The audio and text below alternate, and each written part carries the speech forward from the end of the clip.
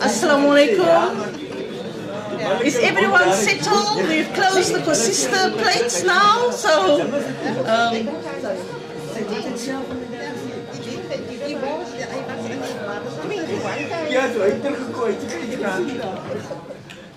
Assalamu alaikum. Bismillahirrahmanirrahim. I begin in the name of God, the most merciful and compassionate. Is everyone seated? Yeah. I just wanted to say good morning. Assalamu alaikum, Mulweni, Goeiemorgen. All that I can say, what a glorious morning. Alhamdulillah. I don't know.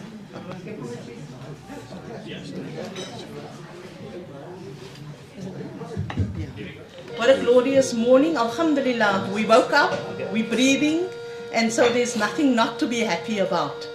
I now want to start this proceedings appropriately by invoking Allah's blessings on this gathering. We are also mindful that this book, Living Where We Don't Make the Rules, would not have been possible without two people who are sadly not with us today. Sheikh Yusuf Al-Qardawi, who inspired the Paris Colloquium, and Sheikh Hendricks, who contributed so fulsomely to the colloquium. May Allah grant them a high place in Jannah, Ameen. And so now we ask Imam Rashid Umar of the Claremont Main Road Mosque to open with dua and prayer. Dr. Imam Rashid Umar is a research scholar of Islamic Studies and Peace Building at the Joanne Kroc Institute for International Peace Studies at the University of Notre Dame. And of course, we know him as our beloved Imam of the Claremont Main Road Mosque, a place that we find much joy and sustenance. Imam. Shukran Hashida. Assalamu alaikum wa rahmatullahi wa barakatuh and good morning. Please join me in dua, in a prayer.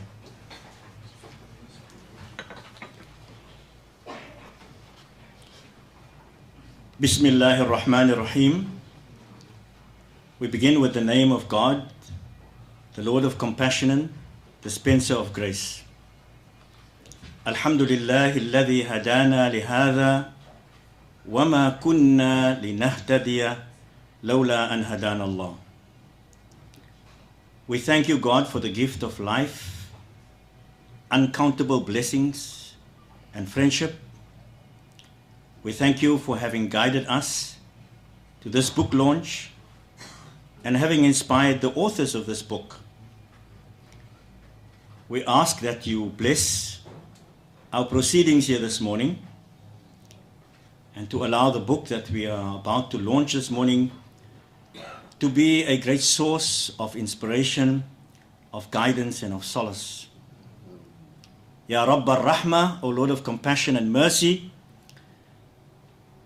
at this time when we are once again able to meet in person, we meet with hearts filled with gratitude and thanksgiving. And while we are thankful and grateful, we also at this time call to mind and we remember the many loved ones and friends that have passed away. In particular, we call to mind the authors and scholars who contributed to this book. In particular, we fondly remember Sheikhna, our colleague, son of the soil, Al-Marhoom Sheikh Hendricks. We also remember the long and courageous witness of speaking truth to power of the internationally revered Allama Sheikh Yusuf Al-Qardawi, who passed away on the 26th of September 2022. We thank you, Allah, for their lives and their rich contributions and their pioneering of fiqh al-qalliyat, the fiqh of jurisprudence. Ya Rabb al-Maghfirah, O Lord of forgiveness, we beseech you to pardon them, have mercy on their souls and grant them salvation in the life hereafter.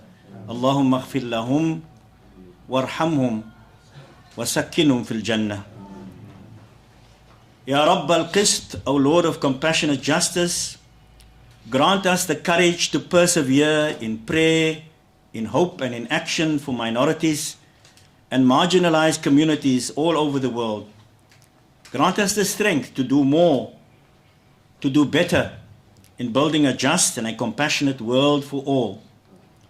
Ya Rabb al-Quwwa, O Lord of power and awesome might, raise up for us selfless leaders who will lead our country and the world to Subulus Salam, to the pathways of peace, prosperity and justice.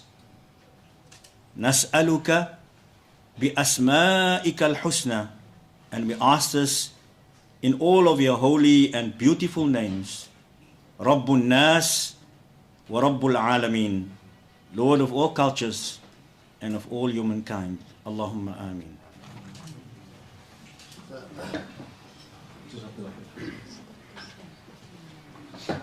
By Tamakasi, Imam Rashid, from your lips to Allah's ears.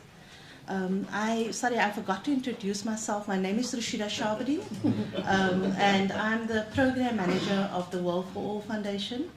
I've got an easy job. I'm hoping it's an easy job. I just have to MC. And I've been given big instructions to the speakers. If they don't stop speaking, they don't stick to their time limits, there's a torture chamber downstairs, and that's where you'll go after your talk. I just wanted to also extend apologies from Minister Naledi Pandor. She would have graced us with her presence, but she had more important things to do. She had to attend the special National Executive Committee meeting today, but she sends her congratulations and well wishes for the book launch. I want to now call on Ihsan Higgins, who is the CEO of the Cape Muslim Heritage and Slave Museum. He obviously needs no introduction, but for our international guest, I want to say he's the CEO, the curator, the program manager, activist, attorney, radio presenter, and conflict resolution specialist, all the skills that he needs to deal with our community. If I'm going to read the CV, I'm going to be here for too long, and that's why Google is here. But when we approached Ihsan Higgins, immediately he could see the synergy between his museum and the book, and the content of the book. And as he said yes, he dedicated time, effort into hosting this event here. And as you know, Muslims in Cape Town, wherever there's a meeting, there's food. And one day when we came here, he even prepared a tagine for us. And so that's how our meetings were discussing and eating. So I want to give over to Ihsan to welcome his guest here. Can we just try this one? Without that one. Without this one. Okay. Assalamu alaikum. Can everybody hear at the back? Yeah. Okay. If that Buddha say it's okay, then it should be fine. Can you hear me at the back? Okay, is it better if they speak at my volume and with this? But Ebrahim, switch it off. I think if we switch this one off for now, I think everybody can hear. So you've got to speak close to the mic. Close to the mic. No, this one. Okay. So we don't hear this one? Okay then. Okay then. And now, is this fine? Yeah. Okay, ons praat maar net hard. Yeah. That's it. Okay. So shukran firstly, and welcome to the Castle of Good Hope. I was hoping that the CEO of the castle, Calvin Gilfillan, would be here to also assist with the welcoming, but unfortunately he's not here today. So I'm very pleased as the curator of the Cape Muslim and Heritage Museum, which the name has changed to the Cape Heritage Museum because we felt we needed to be a bit more inclusive. We started the museum 2 years ago, and it's gone from strength to strength. And our quest to decolonize this castle, I think we are succeeding. And I mean, this event today is testimony that we are succeeding in decolonizing the space. Although we hear the sounds of the Highlanders, A little bit of the, that sound is going to go quieter and quieter over the years. We're not saying we're going to get rid of this, but we definitely need to make our community's presence felt in this particular space. So yeah, I think everybody here, most people here, have been to the museum, and you can see from 2 years ago to now, things have really changed around here. When Ebrahim and Rashida came to me and they said they wanted to have an event here, I was firstly surprised because these events normally happen at Islamia and at all the all the usual places, and I was quite excited. Wow, this is also now part of the this whole decolonization process. And I immediately said yes. I didn't even ask permission at this point in time to use this space. And the first thing the council told me, no, this space is already occupied. The provincial legislature or something like that, administration, they have it. And I said, wow, how interesting, Ebrahim used to be the head of that same administration, and now they're saying, we already got this place. But as governments are, the budget were not approved. So alhamdulillah for that. Their loss is our gain, because we were going to have it in a much smaller space, the chapel, on the other side of the castle. Interesting fact quickly, Van Riebeeck was never at this castle. Everybody comes and says, "Waar's Van Riebeeck?" Some people even get angry. "Waar's die foto's van Van Riebeeck?" Now, he's never been to this castle. He came here in 1652, he left in 1662. And the castle they started building it in 1666. So he was nog nooit hier nie. And then everybody associates him with the castle. So the reality was we would have had it on that side of the chapel. And of course, it would have been okay, but not like this. I think it gives dignity to the type of event that we have today, having it in this boardroom. Fortunately, Ebrahim he's well loved in our community. He's well loved by a lot of people, even in this space. When they heard Ebrahim Rasool, yeah, immediately, And I'm very excited about this book that is being launched, because I've watched YouTube videos when Ebrahim was still ambassador, where he spoke about this particular topic at the Rumi Institute, and I think I watched it about twice, because I was so intrigued with this concept of, and I'm hoping to learn a lot more about it today after Ebrahim's speech, and of course, really utilizing that book as a reference for especially the schools that come here all the time. I try to get at least a school here once a week to occupy the space. And we do workshops with them, but that book will definitely become a reference book for that type of interaction. So yeah, so I was going to say, and I want to say a special thank you to Nazir Paulson sitting there, because he came to help us yesterday carry books. I mean, om 'n politician te kry om boeke te dra op 'n steppies. Shame he struggled, but me and Ebrahim will help him. So, en nog een rooi topboek aangegeven. So, alhamdulillah. So, shukran for everybody for being here today. Rashida, shukran for choosing this venue. And Rashida is an extremely hard taskmaster. As sy 'n ding gesê het, dan is dit so en klaar. As meneer. Okay, so shukran very much, and I think I've exhausted my 7 minutes. Shukran. Alaikum. Baie shukran, baie terima kasih, Ihsan, for all your community, for all that you do for our community, for your passion and for your commitment, and for hosting us today. And we're coming to the proceedings about why we are together this morning. I think that in particular, people are asking why they have to schlep on a Saturday morning to a castle, which we in any case were reluctant to visit before. And so this morning, I'm going to just briefly explain what was the genesis of this book, Living Where We Don't Make the Rules. It was in March 2013, as you can see there, March 2013, that about 60 Muslim civic leaders and scholars from 22 different countries gathered in Paris for a colloquium under the provocative banner called Living Where We Don't Make the Rules. We gathered in Paris in the very heart of Islamophobia and emerged 3 days later with the Paris Declaration on Muslims living as minorities. That's in the back of the book. For 3 days, we had the most inspiring, analytical, robust, and exhilarating discussion and engagement on Muslim minorities. We not only stated the problems, but forced the search for solution, the core of which emerged from the lived experience of South African Muslims. Often with conferences, the gathering and the good discussions are the outcome of the conference. However, as the World for All Foundation continued its work, we saw the need to amplify and multiply the outcomes of the colloquium.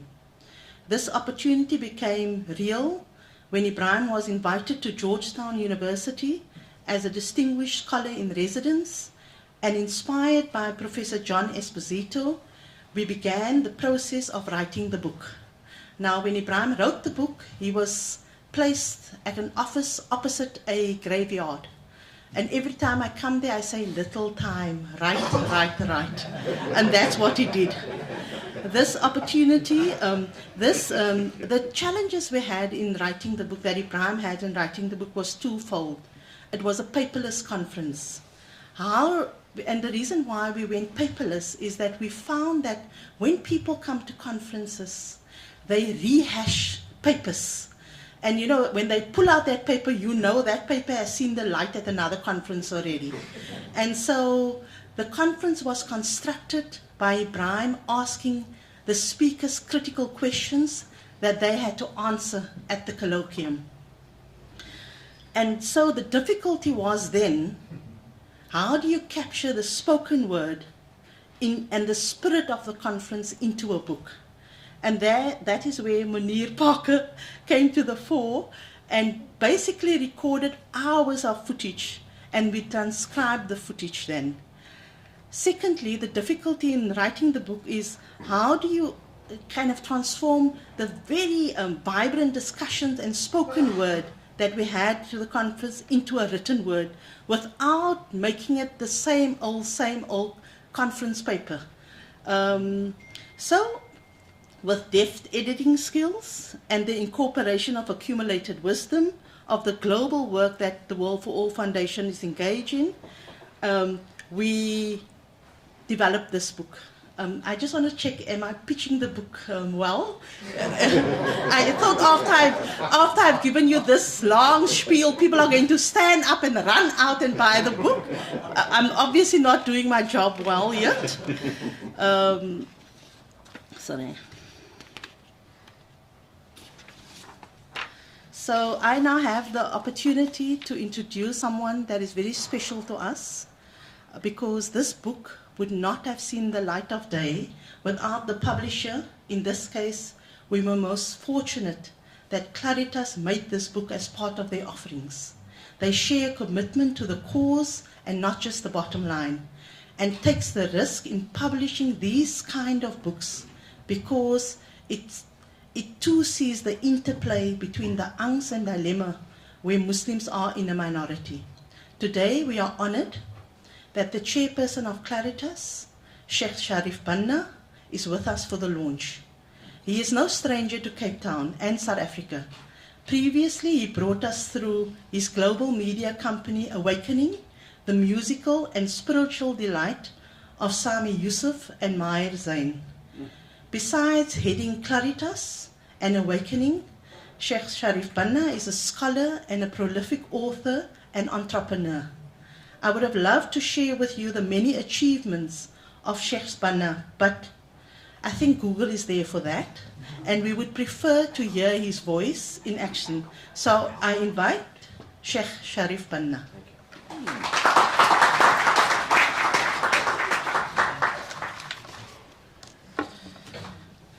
أعوذ بالله من الشيطان الرجيم بسم الله الرحمن الرحيم الحمد لله رب العالمين والصلاة والسلام على آخر الأنبياء والمرسلين وعلى آله وأصحابه أجمعين. السلام عليكم ورحمة الله وبركاته. Good afternoon. I'd like to start off by two preliminary remarks. Firstly, a huge vote of thank you, gratitude for the warm welcome and our lovely band that played. I don't think we've ever been welcomed as a publisher or a scholar or as an entrepreneur anywhere with such an introduction, which I was telling Ambassador Rasool has just raised the momentum that we now have to keep. Normally in events, the momentum starts and the peak is somewhere in the middle. Now here you started off with a peak, right? Which is quite a difficult task to sort of uphold. The second thing is an apology for dragging you all here at 10:30 in the morning. That was because my flight is at 5:30. And Ambassador Rasool was graceful enough to ensure that I'm present at the launch as the publisher. So thank you all for attending and for adjusting your time schedule to be with us all here today. Indeed, it's an honor, it's a pleasure as the chair of Claritas Publishing to be with you at this launch. Claritas exists to revive, reintroduce the legacy of Iqra, the first word that was revealed. Allah subhanahu wa ta'ala in the Quran decided in His infinite mercy, in His wisdom, that the first word that will be revealed is not to pray, to give zakat, to fast, albeit these are the pillars of Islam. But the first word was the imperative of reading. So in essence, Claritas is here to respond to that call of publishing books, publishing literature, the production of knowledge, supporting scholars, writers, intellectuals, and authors in a literary knowledge output. And it is that legacy of Iqra that the Muslim civilization responded to in the past. And we see the vast amount of treasure, the ocean of treasure that our literary giants, scholarly giants, intellectual giants have left us. And not just merely in the religious sciences per se, although I find that problematic, by the way, to divide knowledge into religious and secular, but also in all walks of life, in astronomy, physics, geometry, and other bodies of knowledge, including not highlighted and undiscovered works of literary, of literary output. You know, how many of us know the works of Ibn al-Jawzi, where he writes a whole series about very interesting phenomenon. He has a book called Akhbarul Hamqa wal Mughaffalin, the story and news of stupid people. Right? And in this book, he talks about stupidity among scholars, amongst the fuqaha, amongst the laymen, amongst leaders, and he defines stupidity, he classifies stupidity, he gives stories of stupidity, and the same thing. He also has the Kitab al-Uqala or Akhbar al-Uqala, stories of intelligent people. This is a classical author who also wrote on hadith, on fiqh, on Quran. But at the same time, he's highlighting a different dimension of the production of knowledge. You have the likes of the literary giant, Al-Jahid. You know, he wrote many works, but one of his famous works is the Kitab al-Bukhala, the book of misers. And he defines what miserliness is, and he goes off against the people of Khurasan as being miserly people and narrates anecdotes, etc. And I can list, these are not exceptions. These were the default. Take Ibn Hazm, his Tawqul Hamama, the dove of love. He's writing a book on love, right? Where are those scholarly, literary outputs in the 21st century across the Muslim intellectual space? You find the likes of Ibn Marzuban. It's another book we actually published in Claritas called Fadlul Kilab ala kathirin mimman yalbithu thiyab. The superiority of the dog over many who wear clothes, meaning human beings. But he wanted to rhyme, kilab with thiyab, clothes with dogs. And in this book, written 1,000 years ago, it speaks about the superiority and the virtue of the dog, and how it has more loyalty, it has more friendship. You can depend on a dog rather than your own friends and brethren. 1,000 years ago, pre-modernity, right? And he brings in the ayat from the Quran, Jahili poetry, anecdotes, the conversation with a fictional conversation with shaitan. Fascinating pieces of work. The Ikhwan al-Safa are a 10th century sort of esoteric Sufi sect whose identity is unknown. They penned these epistles, 52, 54 epistles. One of their epistles is about the case that the animals bring against the human beings in the court of the king of the jinns. So it narrates a fictitious story about 70 men who are shipwrecked. They end up on an island, they find animals there, and they then go on to enslave and subjugate the animals to their desires. They raise this case against the king of the jinn, who happens to be a Muslim governor of that island, and there's a fascinating discourse of animal rights, and pushing back against sort of human hedonism and human sort of power. My point is this. These are literary works that are hardly heard of. But our scholarly tradition was deeply steeped in this. Claritas aims to bring ideas, authors, intellectuals to the forefront that not just discuss the heavy, hard-hitting ideas of Quran, identity politics, resistance, likewise, but also to take life as a whole, to take life as an integrated piece. That's why if you look at our titles, and the book that we are launching today is one such title. If we look at some of our current titles, we have a book on the Imam and the Atheist. It's again a fictional book of a conversation driven by real life events of the Imam of the mosque and his nephew, who was a Muslim but now is an atheist. He has questions about Darwinism, about evolution, about gender equality, about sexual fluidity, about all of these. These things need to be addressed. And they need to be addressed not just in a theological, legal, fiqhi sense, but in a sense that can capture the imagination of not just our youth, but the world at large, to understand where we from a faith tradition come from. We have a work on sex, soul, and spirituality. The idea is, how do you link these three? What is the linkage between these three? By two Singaporean counselors. They're not fuqaha, they're not scholars per se. We have a series of books speaking about the impact of Islamic thinking on the Western Enlightenment. Islam and the English Enlightenment, Islam and the French Enlightenment. We have currently a work in production focusing on Islam and the founding fathers of America. And the author, Dr. Zulfikar Ali Shah, he asserts that every single founding father of America had some form of engagement, interaction, inspiration, conversation with Islam and Islamic thinking. This is our heritage, and this is the kind of heritage we try to bring out. We are launching a well-being series, Islam and psychology, Islam and mental health. We've published a book on OCD as religious waswasa, or waswasa as religious OCD. There are works on grief, depression, bereavement, anxiety. But again, not in a sort of a loose, wishy-washy bit of feel-good hadith and a feel-good scripture, but in a deep, intellectually rooted, relevant kind of way, working with Muslim scholars, Muslim psychologists to bring out this production of knowledge. And this book, and I come to this book now, and this book falls in line as one of those books that we as publishers honestly feel has a valuable contribution, has a valuable potential in shaping our thoughts and shaping our conversations. Like yourselves here in South Africa, I also grew up as a minority Muslim in the UK. And I remember growing up in many years, our exposure to the South African experience, and particularly the South African Muslim experience, was actually through Ambassador Rasool's talks and speeches when he used to visit us. For the last 2 decades he's been visiting us. Yes, he may have formerly been the former South African ambassador to the US, but for us, he was South Africa's ambassador everywhere, right? He just wasn't getting paid for that. He was just getting paid for one role in the US. But I think he should have been paid for a lot of his other work that he did by being a global ambassador for South Africa. So to narrate to us the struggle of the South African Muslim community in its resistance, in its solidarity, in its values, and the ideas that shaped that was very instructional for us, was very informative for us to learn and navigate our own ways. So it is definitely a timely contribution.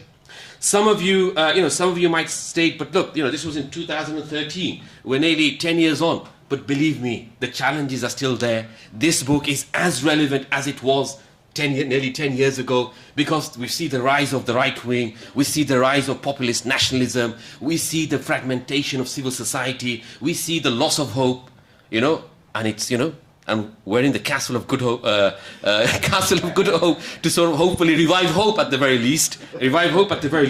So the other sort of unique point about this book is the diversity and the quality of the contributors.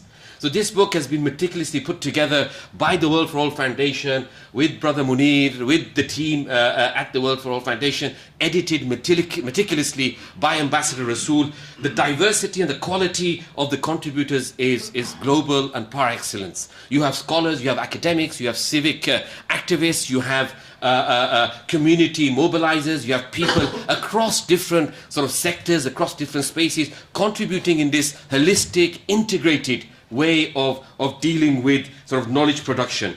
And lastly, the uniqueness of this book is actually the colloquium itself. I think there are very few people in the world who can actually have the convening power of getting together this diversity. It's not easy, by the way. I don't know, I think there were people from about 20, 25 different countries convening in Paris.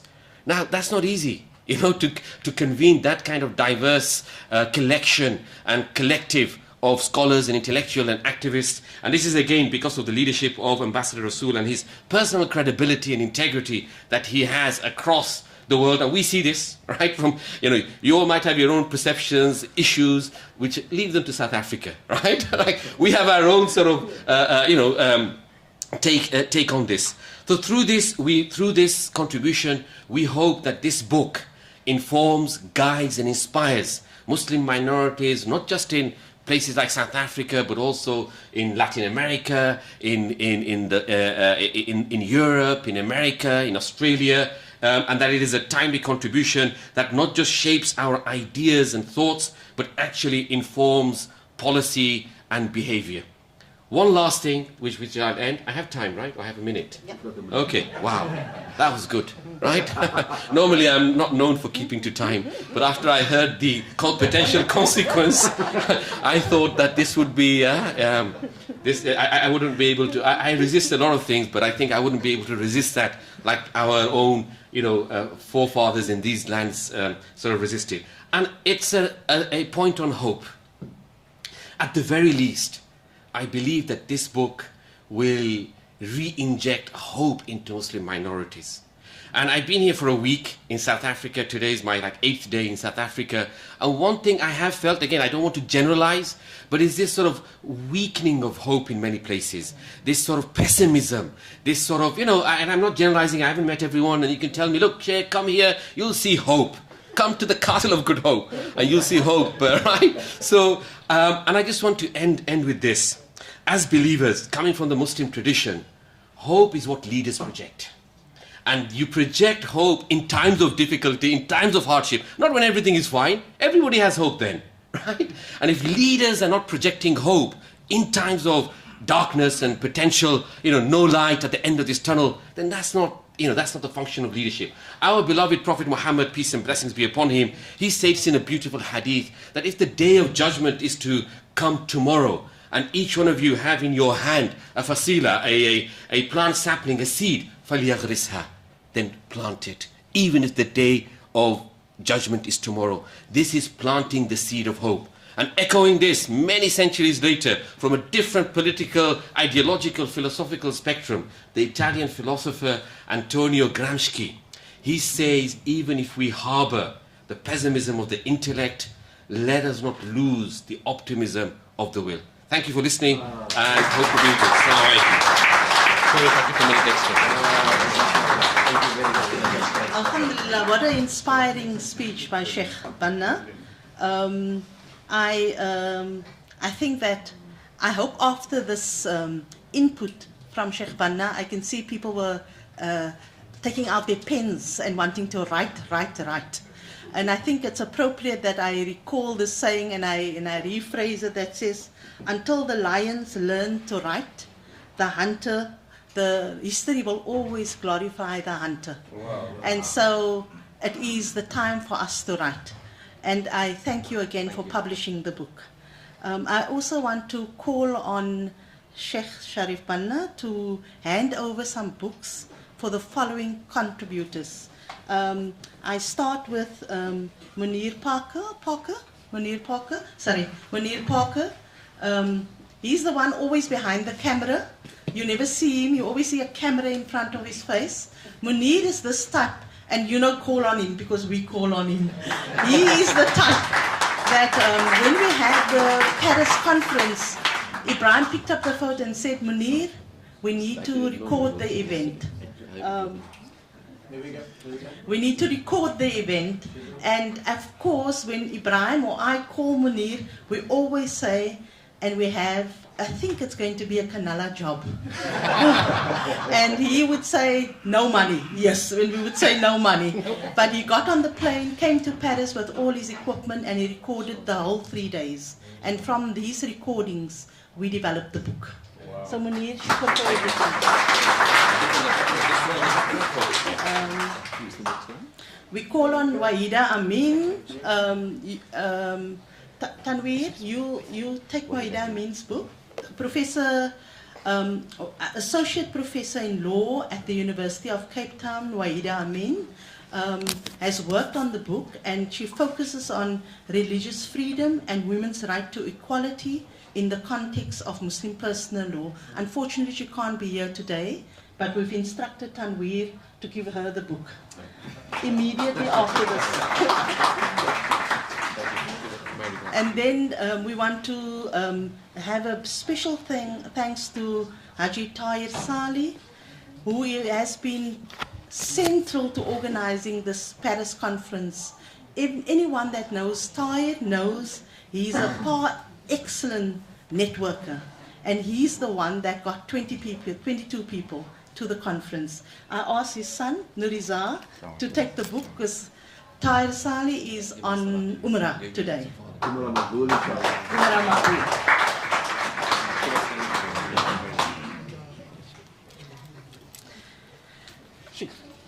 Yeah, thank you. Shukr for that. And now we invite Shafiq Morton to speak on behalf of OCAF.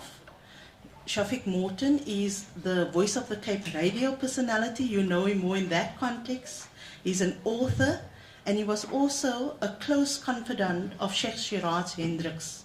And here today, he's going to pay tribute to Sheikh Siraj and also hand over a book to Rhoda Hendricks, wife of Sheikh Siraj.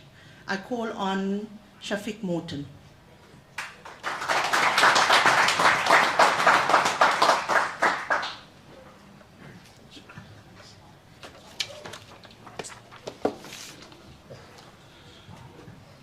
Honored guests, Rasool family, Sheikh Al-Banna, green politicians, red politicians, judges, and ladies and gentlemen, Assalamu alaikum.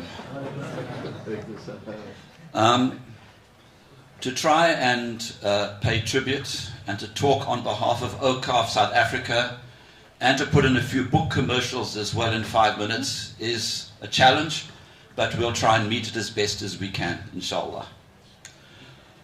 First of all, speaking on behalf of OCAF South Africa, it's that hat for the next 30 seconds. It's a great honor to be associated with this launch and with this event. It's much needed, and the discourse of living where we don't make the rules needs to be injected, I think, into the body politic of our local Muslim community and Muslim communities around the world. I can remember that when Ebrahim was the ambassador, on drive time, actually having quite a few interviews, and I could see from his discourse it was leading to what we see here today. And I would like to congratulate Claritas and Ebrahim and the team on an absolutely magnificent production. I think they need a round of applause for that. Just very quickly, you will notice that there are several books for sale. Excuse me. Living Where We Don't Make the Rules, which of course you are buying. Get your cards out now. And of course, Sheikh Al-Banna's book as well, which is a magnificent work. And a book by some other author about Sheikh Abu Bakr Effendi. That is actually part of a series that OCAF South Africa has introduced called Leaders and Legacies. And to date, about 13 books have already been produced. The other one was on Tuan Guru. And for example, the former Education Minister Enver Suti, he wrote his biography, and there's lots more in the pipeline as well. But now, let's pay our tribute to Sheikh Siraj Hendricks, something I find extremely difficult, because not only was he one of my closest friends for over 30 years, he was also my teacher and confidant as well. And he would have absolutely loved being at today's function. Let me explain something to you about who exactly he was in the way that we saw him. You'll find that classical Muslim scholars were what we would call polyglots. So in other words, you'd have Ibn Haytham, for example, who knew the Quran, but he was the master of developing the lens, for example, long before the European Renaissance started to plagiarize everything that the Muslim scholars had done in places like Baghdad and other cities. So Sheikh Siraj, apart from having his extensive Dini knowledge, he was a polyglot. He was interested in social history. He was interested in economics. He was interested in politics. He was interested in poetry, literature, drama, all sorts of other things, although I could never convince him to surf. But he was certainly, I would say, a polyglot. But more importantly, you can have all the letters behind your name. You can be a master mathematician, you can be Hafiz al-Quran, you can be faqih, or whatever it may be. But if you're not a polyglot to the people around you, you are essentially nothing. And what I discovered about Sheikh Siraj was that he was a man for all seasons and a man for all people. And his family, I know for a fact, really made a huge amount of sacrifices. And these sacrifices that the family makes for prominent personalities and scholars are hardly ever seen or hardly ever appreciated. So today, as much as I make a tribute to Sheikh Siraj, I'm absolutely delighted that Rhoda and her sister are here today, because as the wife of Sheikh Siraj, only she knows the sacrifices that she had to make, and believe in me, some of them were absolutely epic in terms of going forward and living with a man who wasn't married in community of property, he was married as property of the community.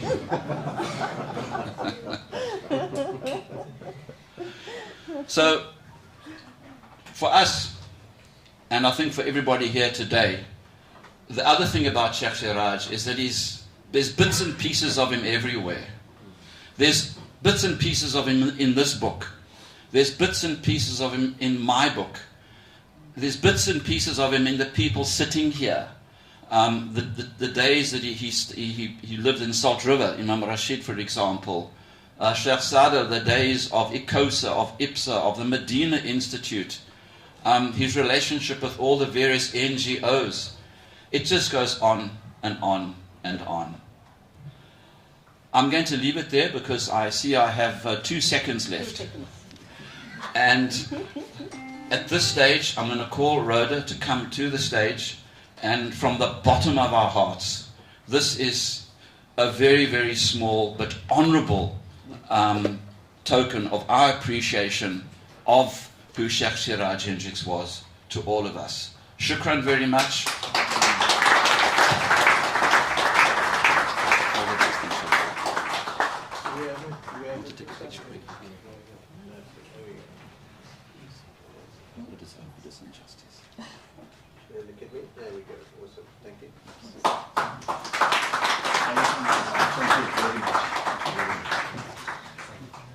Thank you very much, Shafiq.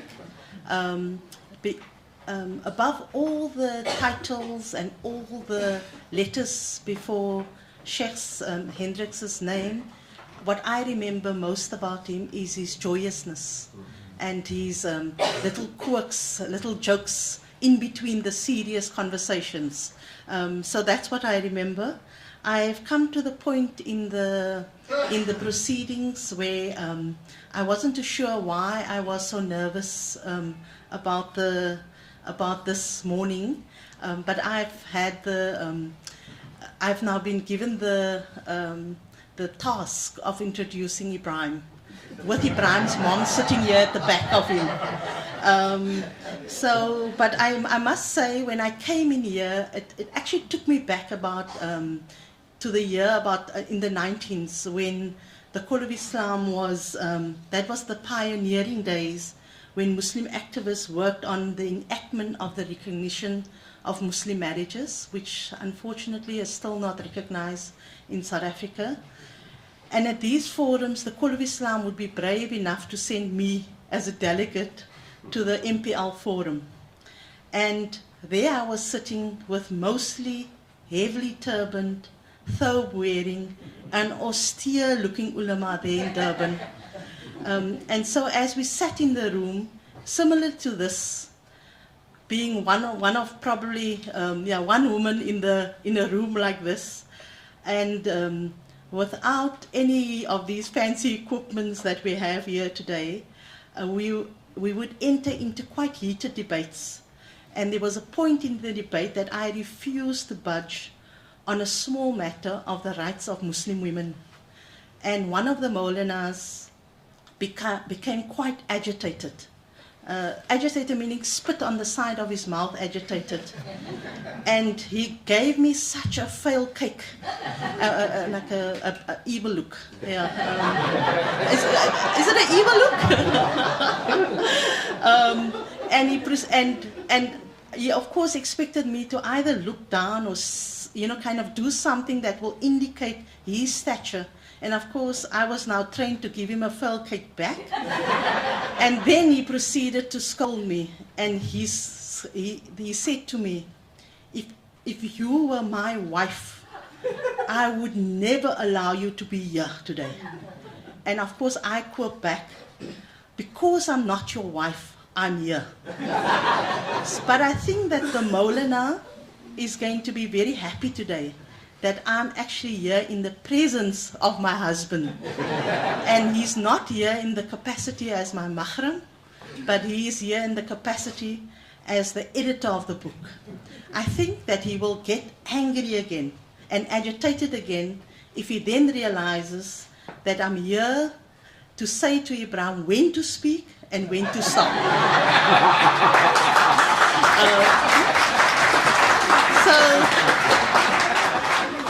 And of course, I have to introduce him, and I said to him, I'll just give him a few lines, and other people can sing his praises. But now that his mom is here, I have to say something nice also. Many of you know Ebrahim as a political activist.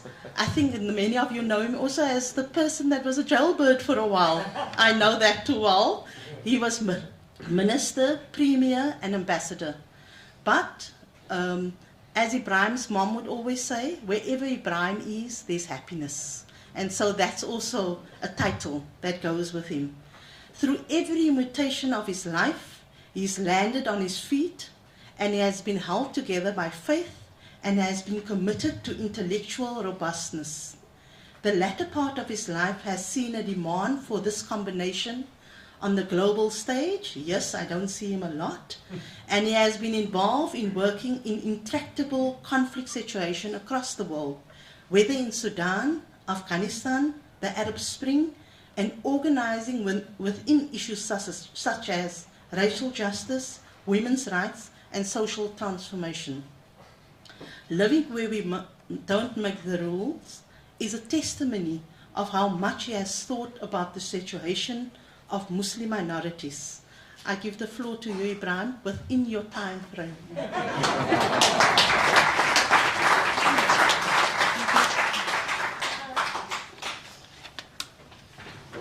Thank you very much, Rashida. I could start like Sheikh Al-Banna started, which we must do and invoke Allah's mercy. But today is a day of gratitude. And so we start with some Arabic, but I'll do it in a way that our community historically has done it. When Islam was banned, when practicing it was forbidden, we turned to music. And we made the adhkar and we made the salawat the most musical item that you could find. It still jars me when I go to an Eid Salah overseas and I hear Allahu Akbar, Allahu Akbar, Allahu Akbar. when they could be doing Allahu Akbar like we do. So to start off, I really want to do something that in our family, whenever there is great joy, we fall into as an Arabic introduction. Alhamdulillahi wa shukrullahi wa kana billahi wa kana sadiq. That's my Arabic introduction, a vote of thanks to Allah, a vote of gratitude, and for all the people who have been involved in this. We have chosen this with Ihsan very carefully and really settled on it because this is the conference center above the dungeons, above the torture chamber, where those who did not have the privilege of sitting here with Muslim scarves and Muslim hats, Muslim thobes and Muslim clothing, where they did not have the privilege to be as free as what we are today. And so when we tell the story of South African Muslims and we commend it to other Muslims, whether minority or majority, we do so as Sheikh Yusuf Al-Qaradawi told me in Doha. South Africans should be writing the fiqh of minorities and the fiqh of citizenship, because it would not be written with ink, it will be written with the blood, sweat and tears of our ancestors. And so when we say thanks today, we don't only say thanks to the contemporary generations, we say thanks to 350 years of Muslims who have been in the Cape. I don't even want to extend it beyond the Cape, because this is where the history and the legacy of Islam and Muslims in South Africa was written. And we should never allow a process of recolonization by those who come from the north with better ideas of what is bid'ah and what is not. And I say that particularly on this conscious day of Yawmul Mawludun Nabi, the day of the birth of the Prophet Sallallahu Alaihi Wasallam. I want to thank you all for being here, and I want to thank you all for coming, and I want to thank you all for receiving the gratitude, as you've heard from someone like Sheikh Al-Banna, the gratitude of the world for what we have done. But I have had the opportunity often to speak. I know Sheikh Rashid speaks a lot about it, and many of you do, but I think it is time that we coherently, and that's why we wanted Minister Pando here, and she was confirmed until the Special National Executive Council, and very dangerous to miss those nowadays. I'm very happy that I don't wake up with the anxiety of having to go to an NEC anymore. But it is because this ought to be one of the major diplomatic planks of South Africa to the world, especially the Muslim world, because that is the consistently most troubled part of the world.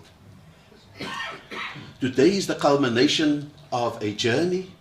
In 2008, we had the formation of the World for All Foundation, and I want to say that it was in that year that the very idea of living where we don't make the rules was articulated. And I want to say that a group of friends, former colleagues in the government of the Western Cape, came together at Tahir's house, and we brainstormed the idea of a foundation. I resisted the idea of an Ebrahim Rasool foundation. We called it the World for All Foundation because the vision was very important. And someone called Miriam van Donk, who is sitting right at the back in EFF colors, Stand up, Miriam. where Miriam was tasked to interview me and to get to the core of what was the problem statement and what we were proposing for a concept document to launch the World for All Foundation. And she summarized that what the World for All Foundation was actually doing, not only for Muslim minorities, but was doing for all marginalized people, is to help navigate a world in which we don't make the rules. It's not just Muslims, it's the poor. It is those who are on the receiving end of climate change. It is those who die because health systems are failing. It's those who, because of the darkness of their skin, are always on the other side of otherization. And those are the people who need navigation in this world. And so it became an existential description of the World for All Foundation's mission, that Muslims, along with others, are often not the authors of their own destiny. They are often the receivers of other people's destiny. And the book is the outcome of the colloquium, as Rashida has explained. This colloquium was convened in this very optimistic moment when the Arab Spring was emerging very strongly, let alone know that 2 months after this colloquium it would be snuffed out in Egypt. It would be pushed back in Tunisia. It would be in an intractable situation in Syria and many other parts of the world. But ironically, what we learned was that as Muslims were articulating their desire and their yearning for freedom, democracy, human rights, it was ironically causing panic amongst the Western governments who could not contemplate the idea of free and dignified Muslims taking their place again in the world. And so proportionately Islamophobia was arising. And so that was really the moment in which we came together. And so we needed to speak to it, as has been said. And so the World for All Foundation, if you can see the screens are changing, the name is provocative and may give the impression of powerlessness, of hopelessness, of despair. But it is a way to create and to calculate the balance of forces. Sometimes we believe that because Allah subhanahu wa ta'ala is on our side, that God is on our side, we are invincible. And that's when we make the most mistakes in our calculations, because we think that fine planning is not necessary because Allah is the best of planners. We don't like the notion of a guide for Muslim minorities because we often think that it invokes the idea of a psychological minority. It's not a psychological minority, it's a numerical minority. It's a demographic minority. But it can be a majority. Because if we find other victims of marginalization, and we make common cause and we don't make ourselves the sole or the most severe victims, and we are able to reach out, then we are able to change ourselves as part of an overall psychological majority. And so what we are saying is that we encounter this phenomenon where we don't make the rules, where we are not the masters of space and time. This idea of the rules, not making the rules, it was disputed in one of the other launches in the USA. And I said, we need to make, for example, sacrifices. I just take a simple example. All our fiqh tells us about that elusive middle waqt, that middle prayer that you mustn't miss. It's often said that that must be the prayer of Asr, when you are at your busiest at work. If we made the rules, we would grab the most beneficial part of that prayer time and do it immediately. But we have to postpone it until we get home. So we don't make the rules even on a simple matter like worship, let alone make the rules about who our neighbors are. Whether our neighbors have this sexual orientation or not. Whether our neighbors have that ideological dispensation or not. What we do is, we understand that we don't make the rules to make everyone around us look like us, talk like us, eat like us, pray like us, and dress like us. And so we have to get out of our houses and see our neighbor in the miniskirt. We have to wake up and walk down the street and walk past the bottle store that serves alcohol that is forbidden for us. We have to drive down Long Street and avert our gaze when we see prostitutes. And that's the art. You see, in an Islamic state, what Allah orders, the state enforces. What Allah forbids, the state prohibits.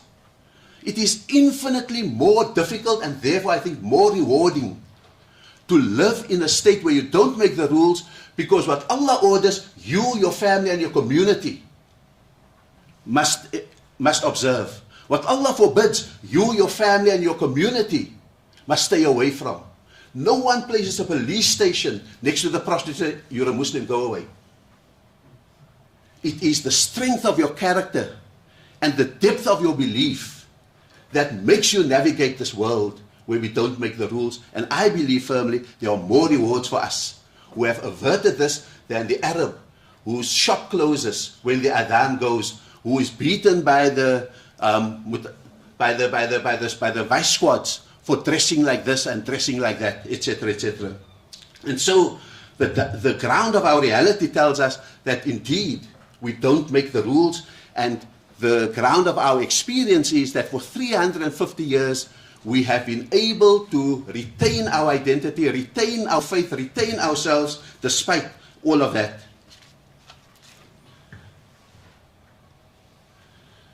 And people ask, what is this South African formula? And I explain it in 3 metaphors. Over 350 years, we have lived according to these 3 metaphors, and you can see it on the screen. The first one is that musical instrument, the accordion. It knows when to expand and incorporate, and it knows when to contract into its own identity and consolidate. That's the story. That's the story of the slaves who may have originated in the Malay archipelago. But when a slave ship came from South India, it incorporated them as Muslim, but even as Malay. And when slaves bearing African slaves docked in Cape Town, and the African slave said, well, if the people who brought us here, enslaved us, are of this religion, and the people who are slaves are of that religion, maybe I should be in that religion. And so we incorporated them both as Muslims and even as Malays, even if ethnically they were far from it. But I do believe they give us the most beautiful voices that we have in our community today. The second one is this fork in the road. Whatever the majority of our leaders and our community may have had as misgivings, as fears, as prejudices even, there were always a critical mass of leaders who, when they confronted the fork in the road, made decisive decisions. I look, for example, about what could have happened if there was not a generation of people like you sitting here who did not choose the fork in the road of entering the anti-apartheid struggle. What could have been the fate of Muslims in South Africa today? We could have been inviting Sheikh Sharif to speak to us about the evils of Islamophobia. And so, throughout that, in the 1980s, we understood the imperative of Nabi Musa alayhi salatu wasalam to let my people go. We prioritized the pain of the majority black community under racism because we instinctively knew that if we defeated racism, we will also defeat Islamophobia, because they come from the same family of bigotry. In the 1990s, we fortunately had the wisdom of Nabi Sulaiman alayhi salatu wasalam when we convened the National Muslim Conference and spoke to the constitution writers that Nelson Mandela mandated, Dalla Umar and L.B. Sachs, to attend that National Muslim Conference and to work through all of these things with us. In 1994, we had the example of Nabi Yusuf alayhi salatu wasalam, who understood that whatever his own grievances and misgivings were, that with drought coming, we needed to get involved in the governance of the resources of this country, and we did that. And so, the third one is the one that we have difficulty with. The third metaphor is the one of the double-edged sword. We love rights for ourselves, but we also love denying rights to others. And I always tell people across the world that if you don't find consistency, if you don't allow the sword to cut both ways, today you have a government in South Africa who love Muslims and may be homophobic. Tomorrow, you will have a government that loves the LGBTQI+ and hates Muslims. And then we would have given not only the permission, but the methodologies for dealing with that which you don't like and whose lifestyles you detest. And therefore, living where we don't make the rules means managing those kind of issues, even if it goes against the grain, as long as you have a modicum of freedom and rights to be able to immunize yourself, your families, and your community without entering into the hazards of hate stream and discrimination and civil denials, etc., etc. This book, the most important lesson it teaches of what we learned from the transition is the lesson of nuance. And we take this notion of shades of white from the Inuit, the people who live in icy conditions, who see 50 shades of white where we only see one shade.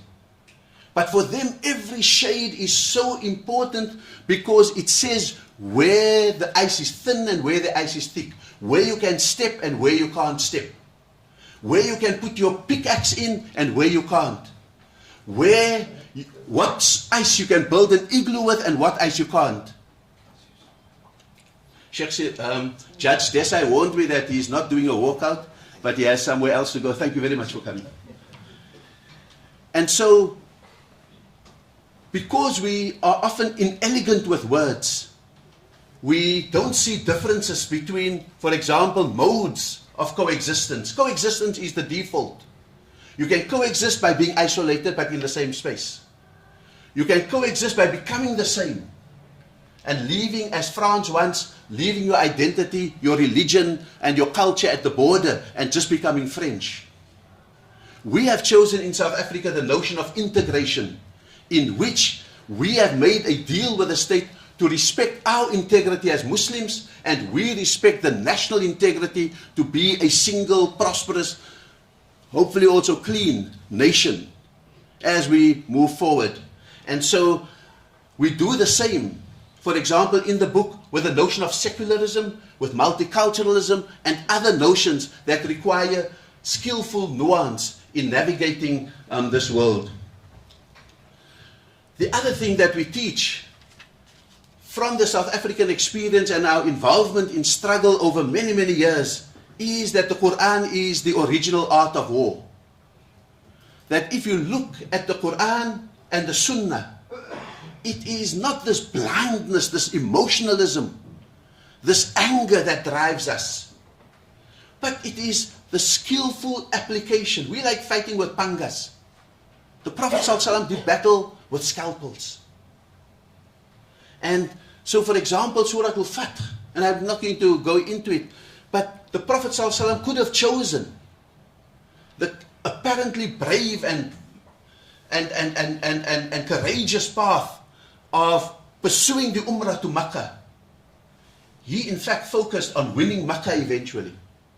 He could have focused on winning the battle at Hudaybiyah. He understood how he could win the peace if he made the treaty. He could have defeated the enemy, as Sayyidina Abu Bakr, may Allah be pleased with him, said, no, we are ready for war. He understood that there was an enemy beyond the people that you see as your enemies. There's the ideology. There is the core of corruption, the core of fasad that needed to be defeated. And you see, the rest of the world is sometimes so close to the anger and to the repression. And we have enough headspace now as South Africans to be able to teach these kind of lessons.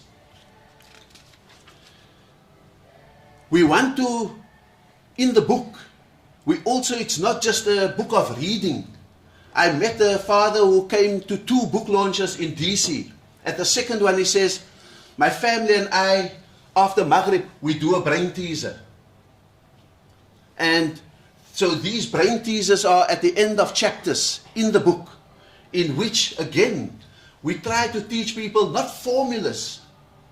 We don't teach people the book of do's and don'ts. Now, my child, you don't go out with those people, you only go out with those people. You don't eat at those people's houses, you only eat at those people. That's what we grew up with. The book of rules, the book of do's and don'ts. Now we've got to put into our children, if we're going to live where we don't make the rule, the internal moral compass, so that they can navigate every decision, every intersection, every fork in the road that they encounter. And so we help to show what kind of thinking, how do you deal with multiple identities, minimal compliance, and that whole series of those things in the books which sketch scenarios and so forth. It's also a book, one exhilarating, and this was where Sheikh Siraj was part of these discussions. And I see Bilal Hassim here today. He actually gate crashed the Paris colloquium. A welcome but still uninvited guest, and so I promise not to reward such bad behavior by mentioning it, but I can't resist it anymore. But there was this whole thing of fiqh, because we needed to get into it. So Sheikh Rashid Ghanouchi was present at it. He spoke about how the maqasid al-sharia, if we don't accept hurriya, freedom, as the core thing, you remove the very thing that makes the human species different from every other species on earth. Everyone else can do everything else. Animals can have rights, but they still remain animals. But the thing that distinguishes us, everyone can have life from the maqasid al-sharia. Everyone can have provision. Lions have their provisions as well. Plants get theirs from the soil. But the distinguishing one has to be freedom, hurriya. Sheikh Ali Kuradahi spoke at that conference about how we should not be afraid of a dynamic fiqh, and gave the example of how the Ahnaf, the Hanafi madhabs or school of thought, how the Ahnaf, 10 years after the passing of Imam Abu Hanifa, Abu Yusuf, his student, in a different place, changed some of the rules. And he said, it's not because they were making things up, it was because they encountered changes in time and space. What still, Sheikh Ali Kuradahi, who was the Secretary General of the International Union of Muslim Scholars at the time, delegated by Sheikh Yusuf al-Qaradawi to spend the entire 3 days with us. Sheikh Ali Kuradahi asked the question, what still, if that happened 10 years after the death of Sheikh Abu Hanifa, what still 1400 years later? Sheikh Siraj Hendricks picks up on that theme and then distinguishes between what he calls the minor fiqh, the fiqh al-asghar, which are rules-based, and which by and large we're not interfering with how to make salah, how to do a ghusl, how to do this, how to fast. That's not the areas of ijtihad, he says. Where we have human agency is in the fiqh al-akbar, the big jurisprudence, the issues of the application of values which are timeless. That was the seminal contribution of Sheikh Siraj. And then Imam Plimon al-Amin from Atlanta, previously from the Nation of Islam, who have since become orthodox in the practice of Islam, he speaks about the strength out of that Nation of Islam that kept, whatever our judgments are about them. He said that Elijah Muhammad had planted in their heads that A, they are Muslim, B, they believe in one God, C, they don't drink alcohol, fourth, they dress modestly. And he says that out of those customs, they believed that the way to keep Islam going was to accept urf, custom.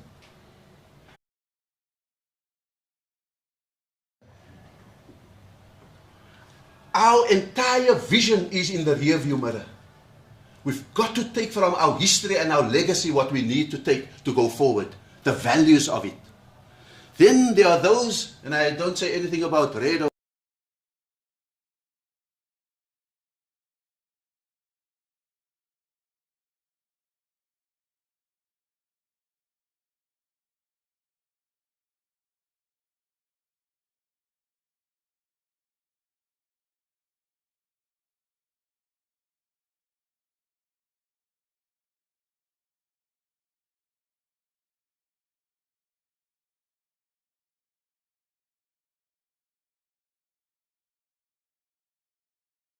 follow the rules, and you'll be okay.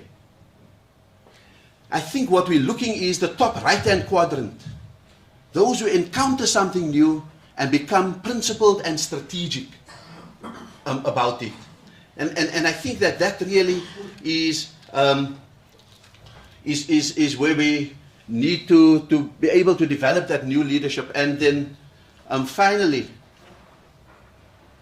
we are not many, but we don't have to form mass movements. The Quran says, let there arise out of you a group of people who will invite to what is right and forbid what is wrong. It doesn't ask for mass movements. There are no preconditions for driving change. And my favorite metaphor is the one of the tugboat. A tugboat is all engine. Tankers that can't turn, that can't move faster, that cannot adjust. They need tugboats because tugboats can push 100 times its weight, pull 100 times its weight, and steer 100 times its weight.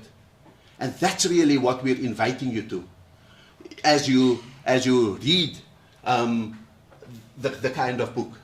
And so let me commend to you the reading of the Paris Declaration. I think it has resonance today. Out of that we invoke the verse from Surah Ar-Rahman, which was the inspiration for the World for All Foundation. وَالْأَرْضَ وَضَعَهَا لِلْأَنَامِ, who have created the world for all. And it is to that vision that we invite you. And so I end on that, but I have two books. That's your one. Sorry. I have three books. Thank you very much, Sheikh.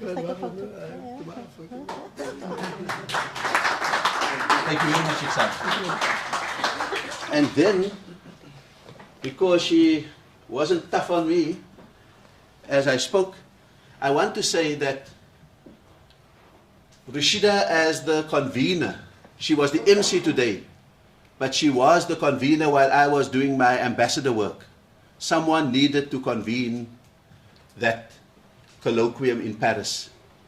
She put it together from Washington, D.C., the logistical arrangements in Paris without a person on the ground, getting all the invitations out, making me look good.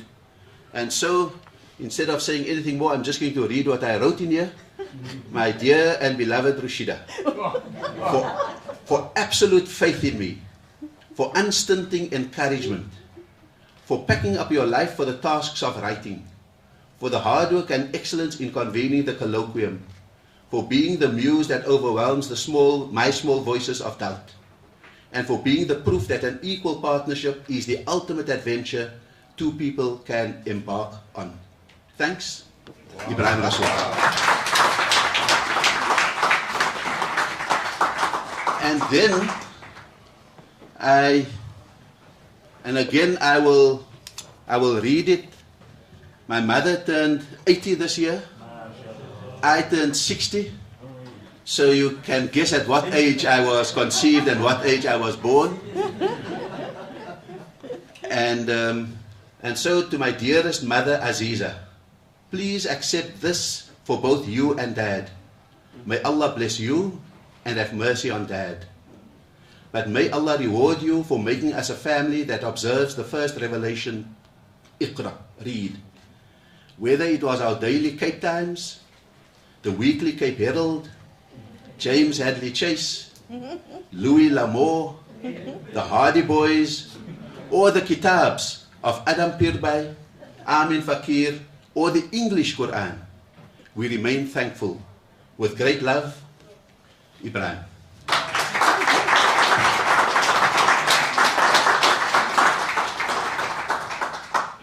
And so, Rashida, how are we doing for time? Well on time. Okay, we are well on time. So this is the point at which I invite you to Q&A. Oh, yeah. And so this is the time that we invite people for questions. And I don't want to do a long spiel about how impressed I am with Ebrahim, but what I did do is, as I was sitting here, I got a choir at the bottom, so whenever he made a pertinent point, did you hear the choir singing there? That was me. I organized that. So I must say they don't make wives as obedient as me. So I want to ask if there's any questions. Could I suggest, Rashida, Yes? that you take Yeah. kind of a whole lot, Sheikh Al-Banna and I will take notes, and then we will do kind of closing responses rather than... And of course, I think Ebrahim has kind of said, buy the book. Buy the books that are there. So I'm going to ask if there's any questions that people have, and I can see there's... it just needs one person to get up and then it will flow. Kashu, yeah? I don't need the same. Yeah, you can put it on, yeah? It doesn't make a noise. I think this is both Ebrahim and Sheikh. You look at the South African model, I think on which the book is based.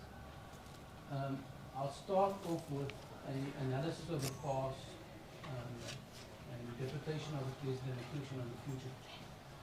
So an analysis of the past is that the reason why the Muslim community as a so-called minority was able to make the impact it has had was because of people such as yourself and others who participated in the struggle and therefore then emerged into leadership positions in both the public and private sector. However, today we don't seem to have that any longer, and it's got, that statement has got two sides to the coin. One, because people from our community don't participate, and two, because non-racialism has taken a bit of a backseat and tribalism has emerged. So the question to the future, if the rest of us participate as activists in structures that are available to us, will we still be able to influence the rules? We were not the majority. And how do we do that, given the era of self-gratification that exists amongst this generation? Thank you.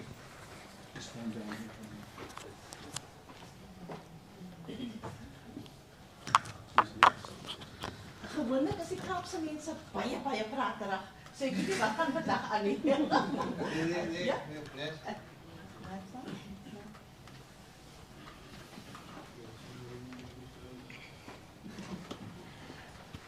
Assalamu alaikum and good morning. Is it on? Okay, now it's on. Okay. This technology can defeat the best of us. Shukran so much, and assalamu alaikum wa rahmatullahi wa barakatuh. Good afternoon. Ebrahim, are you saying that you seem to make the underlying assumption that we live under these conditions that are usually unacceptable to a Muslim because we live in a country where we are a minority? But there are many Muslim majority countries. What are their experiences? I'm sure, you know, if one goes by what you see on media, it could even be a lot worse than what we experience. Thank you very much. Thank you very much. Can we just stand behind every speaker and then Muhammad Harun is...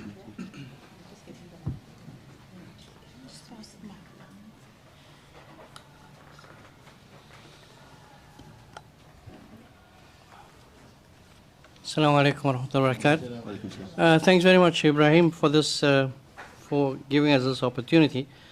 I'm just wondering, when you, I mean, well, we are told that the book was based on a conference, a colloquium based, you know, in 2013.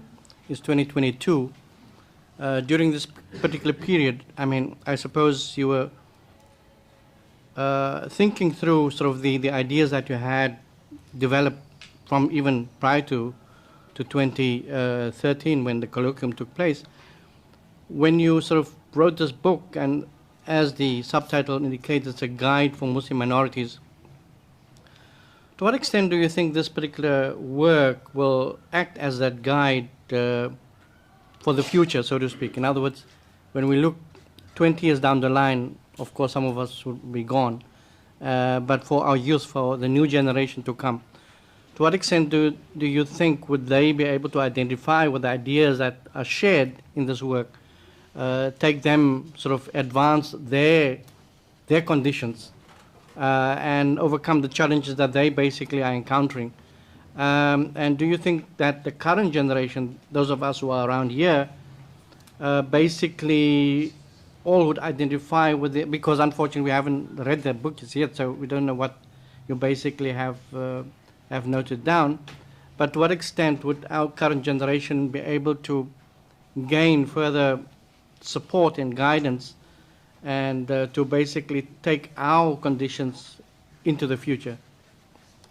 Thank you.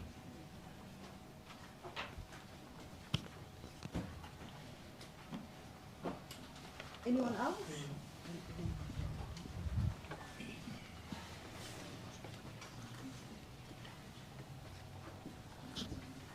Good afternoon. It's on. Thank you. Hello. Oh, it's not on. Is it on? Can you hear me? Okay. Shukran, Ebrahim, for the invitation today. My big concern, I don't know if I'm estimating our challenge here, but you know, the world Islamically now and during the 80s is quite different. We saw the emergence, especially after the Arab Spring. I don't know if it's an onslaught, but of international, let's call it Salafism. How does that challenge your notion of living together? What do we do if the architects at the mosques and in the community challenges your narrative of living together? Thank you. Okay. There's one right at the back. Okay. Oh. Is there another person? Yeah, then we will. Then Sheikh Sharif, do you have any? So, Mr. Rasool, you know, I've looked at your slides, and with you know, various conversations that I've had with you in the past, how far do you think that the lack of leadership has sort of like brought us to this point in time right now? Because I think over the last 10, 15 years, you know, there's a lack of leadership, and this last slide that you're standing on now is that the truck versus the tanker. Have we lacked that leadership that we want to see within the South African demographics itself? That a lot of us are looking, you know, towards wanting a way out and living, you know, within the confinements of the rules that we basically speak about. We don't really have the leadership to take us forward, or let's say, I won't say there isn't the leadership, but a lack of the leadership. How do you think that has played, you know, a major role in us shaping the way forward? Thank you very much. Shall we answer this and get a Another round? Or do you, I think there's why don't Bilal we just still. do all the questions? Yeah, and yeah, then that would be great. Yeah, let's do all of them. Please, yeah. Bilal? Yeah, just hold on. They're recording the proceedings, so that mic is for the recording of the proceedings. Then we have to. But Bilal, please don't take umbrage at my comment on your wrongdoing. I'll forgive you. You've forgiven already. Yeah. Okay. Jazakumullah khair. Firstly, thank you so much, Rashida and Ebrahim, for such a beautiful presentation and your contributions. I think you've identified so many different themes. It's been mentioned, you know, Islamophobia, politics, sectarianism, women issues. And I just wonder, in your perspective, not to belittle any one of them, but what do you think, if you could identify a singular, most focused priority area that as a Muslim community we should be all invested in, what is that number one, or maybe number one, number two sort of priority, immediate sort of urgent issues? Okay. And so I want to, the next person that is going to ask the question is a woman, because we can't have an all-male questions session. Who else has... There we go.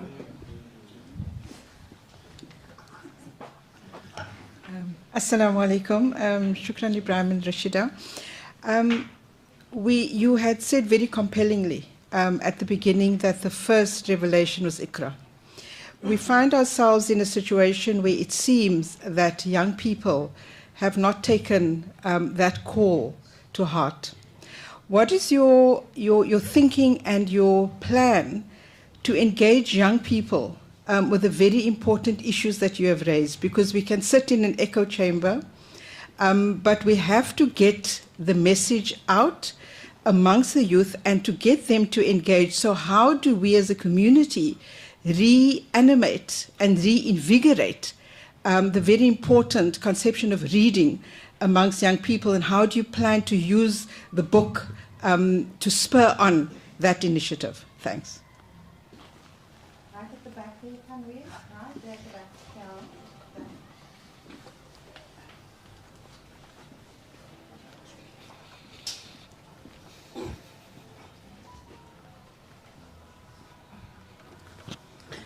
back. Shukran. Acham Samai from the Women's Legal Center. Ebrahim, I just wanted to know, with a recent judgment in terms of the Muslim... Stand up, because that signal is trying to find this antenna here. Can you? So just walk a little bit. Okay. What I wanted to ask was that I just wanted to know how this book can actually assist us with the next 2 years, where the court has indicated that the state must come up with some form of broad legislative process to guide in terms of the Muslim marriages. Now, we do know that there's many consequences that is going to come out of that.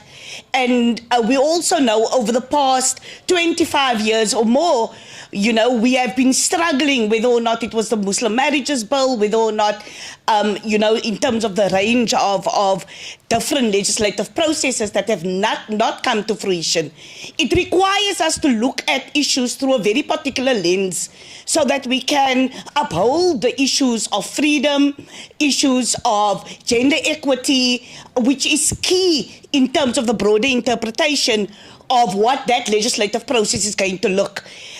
We are not numbers, but it is important for us to be able to be part of that legislative process. And how do you see, how do we as a broad collective move into that space and ensure that women's rights in particular, and those that are in vulnerable communities like the LGBTI community, needs to be brought into those processes? Shukran.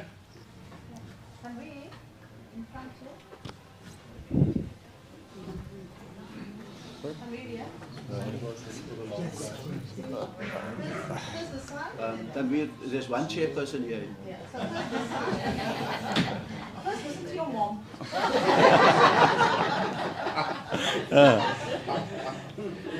Shukran Ebrahim, thank you especially for that image of the tugboat. I have a problem though, it's red, couldn't it be green? But I think that analogy is very, very important. I know we have many problems and we have many challenges, but sometimes I think we become too pessimistic. I give you one example. The tugboat, we're not going to get everyone on the same boat, but if we have some people emerging, today is just on the eve of our cultural celebration of Miladun Nabi. It was the same day on which Shaheed Imam Abdullah Harun was arrested. Just before the congregation is going to meet at the Stichman Road Masjid, the security police in South Africa in 1969 decided to arrest him. For 123 days, he was kept incommunicado, without seeing a lawyer, without seeing. There was not a single Muslim alim that spoke out against it. I think things have changed today. I don't think that same reality would be, so if you look at it positively, alhamdulillah, we're not going to get everyone on board, but we have a tugboat. So thank you for that, and let us remember Shaheed Imam Abdullah Harun on this particular day, because what we have also is we are greatly indebted to his struggles. Shukran. And we're just there at the back, behind the TV there.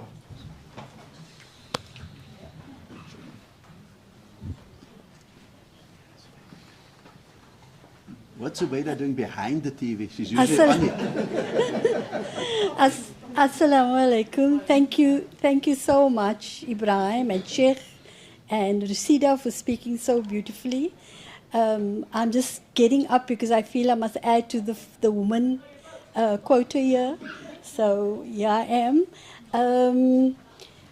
Sheikh and Ebrahim, but particularly Sheikh, said something that really resonated with me, and my challenge is how do we enlarge that thought. He said that we need to have hope and project hope as leaders, or when you're in a leadership position. And I've been amazed, in observing what is happening in our country at the moment, that there are endless analyses, there are endless, bashing each other over the heads. It's just endless. You're too scared to open up a newspaper or a WhatsApp because it's virulent and it's harming us. Where is the leadership, and how do we get to the point where we say that yes, we have great difficulties. Yes, it's a real challenge at the moment. But let us remember that in the 70s, when we were young people, we also didn't really know the way forward. We were starting to connect to being a tug, but we weren't clear about what exactly the tug should do. But that didn't matter, because we were clear that we wanted something different, that we wanted certain values. I remember Dalai Lama always speaking about values. We wanted values that were universal and timeless. And so we knew that, but we didn't know how we were going to get there. So I just want to say that, it'd be good to hear what you think about us making a concerted effort to encourage ourselves, one another. As Imam Rashid just said now, we're at a very different point. And I look at our young children, I look at our children, it's just extraordinary what they are doing. So we don't acknowledge that we have created a certain momentum, and that we are able to solve these very difficult problems at the moment, then we're going to slip further back, because we are repeating, as they say, the power of a thought. You keep on saying the same thing over and over, then you start believing it. And that is not the practice, that's not the message of our deen, or any revolutionary, whether it's Gramsci, whoever, that does not fit into that equation. So I'd be very interested, both from Ebrahim and Sheikh, to hear today, in this day and age, how do we kind of encourage one another to be forward-looking. Thank you very much. Yeah, Tanveer? I think that just in terms of time, we have to be out otherwise we're going to go down to the dungeon. So I'm going to ask Sheikh to come up and just answer some of the questions. Ebrahim, and you can start. Yeah, I'll just tick off what you answer, and then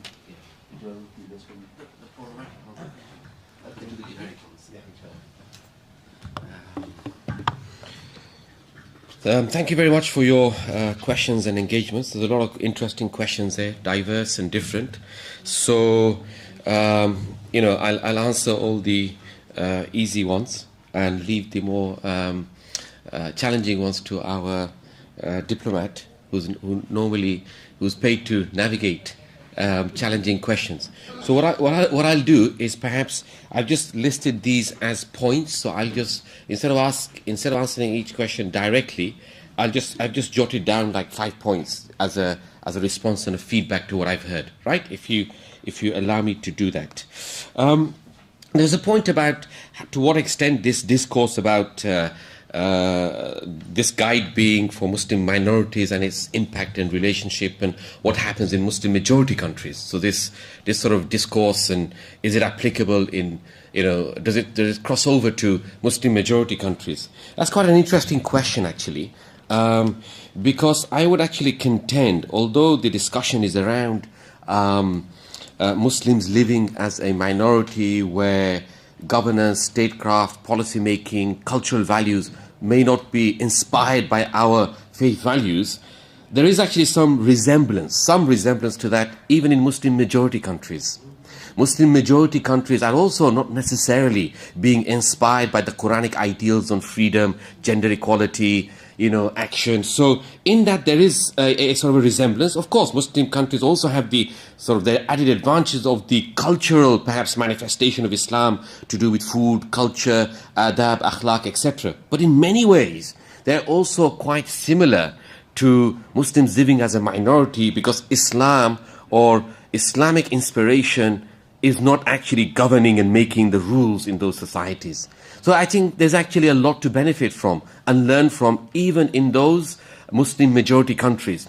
And this is why once there was many of you may be aware that there's a whole discussion in fiqh around mortgages and, because it's interest-based mortgages, whether as a minority who don't access to Islamic finance are allowed to have or allowed to take sort of riba-based or interest-based transactions. The scholars who deal with the fiqh of Muslim minorities, which this book isn't necessarily about, by the way, this book is beyond the sort of a legal dimension, they said, they gave some legal dispensations based on the legal rule of necessity, etc. But when that same scholar went to Morocco and he was asked the same question, and he realized, hold on, there's no Islamic banking system in Morocco. There's no Islamic finance. So through the logical premises of the argument that he produced in Paris or London, he had to say yes. If there is no Islamic financial system, banking system, where you can have access to interest-free capital, then you can take a riba-based mortgage. This led to an uproar by the ulama of Morocco. But all this scholar was doing is applying his principle and logic consistently. So whether you're a majority or minority became irrelevant. It became about the values and the ethics that are shaping those societies. So in essence, yes, there may be a demographic minority, but we may also have, as a demographic minority, we may also provide solutions for Muslim majority countries that are also not necessarily inspired by Islam. The issue of overestimating challenges or the onslaught of global Salafism, right? Is that what I heard correctly? In how to sort of, how would it work if these ideas are challenged at the minbar, in the theological spaces, in the scholarly spaces, by counter-theological arguments? Look, that's just divine norm. That's just reality. That's human nature. Anything that is produced, you'll have someone to disagree with you. Start off in the house. Right?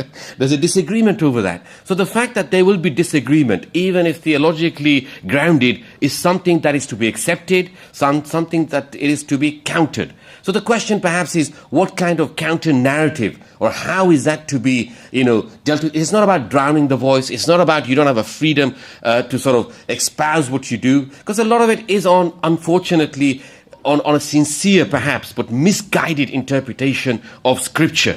So there, like the Prophet ﷺ, he countered those through this sort of centrist, what is known as the wasati school of thought of Islam, that brought this mizan, that brought this balance, that put values at the forefront over the fiqh al-asghar. Not that it wasn't there, but in terms of a hierarchy of priority. And this is why it is our Prophet who fought extremism, religious extremism, by the way. So we should not shy away to fight religious bigotry and extremism just because the right wing might use this to demonize Islam and Muslim practice. The Prophet himself is the one who said, "Halakal mutanatti'un." Perished are the extremists, and he repeated it 3 times. And this is talking about religious bigotry. He is the one who counted bigotry. He said, Iyyakum wal-ghulu, be aware of extremism. And this is about religious extremism. Many of us, at least from the Western experience, shy away from being self-critical, shy away from calling out the bigotry and the extremism rooted or in a misinterpretation of our scripture, simply because, it'll give Muslims a bad name. It'll give Islam a bad name. Umar ibn Abdul Aziz, who's considered like the 5th caliph of Islam, he said, if you see anyone in the mimbar producing, I'm paraphrasing him now, sharing and promulgating and propagating a message of hate, a message of division, a message of bigotry. And he goes on to say things like, halakan nas, and the people are perished. They are doomed in this world and the hereafter. Fahuwa ahlakuhum. You know what? He's the most perished of them. He is the most destroyed of them. This is the message of our tradition. And we can't shy away from fighting bigotry, whether it comes in the form of Salafism or others. It's not necessarily, I would contend, restricted to Salafism, but it could be the kind of conservatism, not every conservatism, but the kind of conservatism that leads to isolationism, separations, to separate communities from each other, that then feeds into sectarianism and even cultish-like behavior, right? The last 2 points around crisis of sort of leadership. I think there was a point about leadership. Absolutely. I think we do. One of the challenges we're facing is this crisis of leadership. And for me, this crisis at core is an ethical crisis of leadership, a crisis of not just ideas, but of integrity. And if I take, for example, our own sort of political experience in the UK, our former Prime Minister, Boris Johnson, who claims, by the way, Ottoman Muslim heritage and blood, when he used to engage Muslims, he said, by the way, you do know my great-grandfather was an Ottoman. And not only was he Ottoman, he was a Hafiz of the Quran. Right? Yeah, he was, by the way, his great-grandfather. So if you look at how he was, ultimately moved out of power, it wasn't because of policy decisions. It wasn't what he was trying to shift the focus to. Look what I'm doing in Ukraine. Look at the bravery, the courage. Look at the kind of jobs that I've created. Look at the unemployment rates that I've tackled. Because that's what he's trying to shift the focus to. But people were saying, but you lied in Parliament. You attended parties that you said you didn't attend. You are the ones who let down these laws. لِمَ تَقُولُونَ مَا لَا تَفْعَلُونَ. Why are you doing going against that which you are saying, essentially? The Quranic sort of ethical barometer.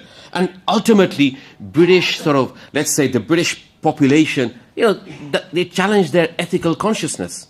So ultimately, and in the words of sort of Professor John Adair, who's the world's first professor of leadership, when we speak about leadership, this is the objective. And he summarizes it very simply, but it's very profound.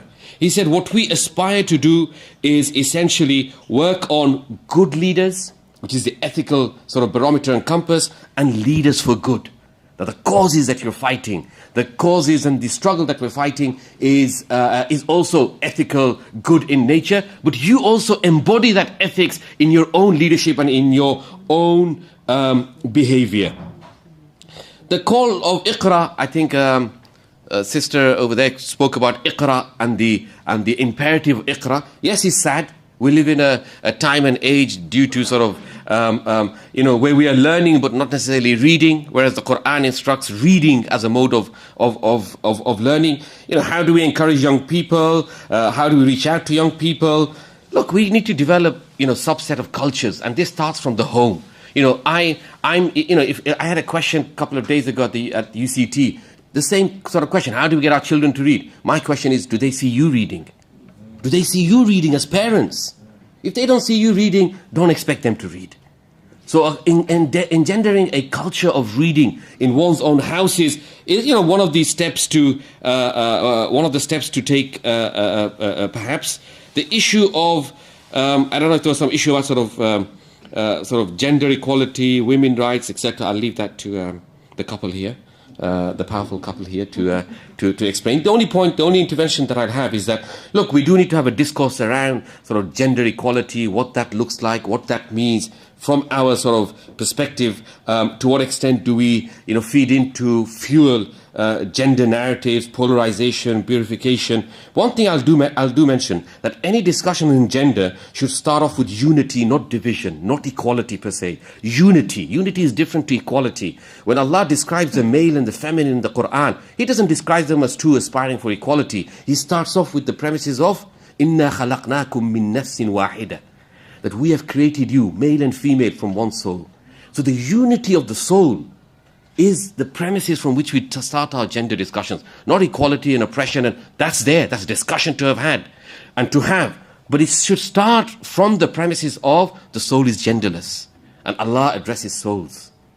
And these souls are put into these physical beings, which are now rijal and wanisa, which are men and women. And lastly, with regards to like a message of hope or our relevance, our sort of discourse, and yes, things weren't like how they were before, the challenges are different. To what extent, this discourse is sort of relevant in times to come and the future to come. No discourse apart from, let's say, a broad value-driven discourse of the Quran and the prophetic legacy is static. Discourses change, ideas change.